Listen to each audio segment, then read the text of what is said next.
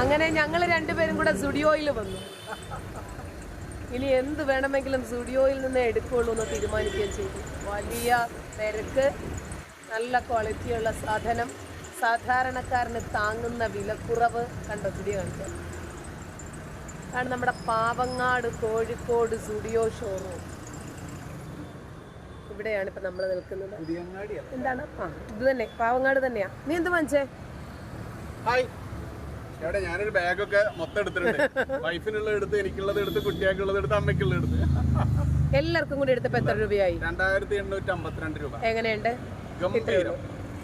ഞാൻ സ്ഥിരം ടീഷർട്ട് ഉപയോഗിക്കുന്ന ആളാണ്. 900-1000 രൂപ വരുന്നതിന് ഇവിടെ 499 ആണ്. 399, 400 അല്ല.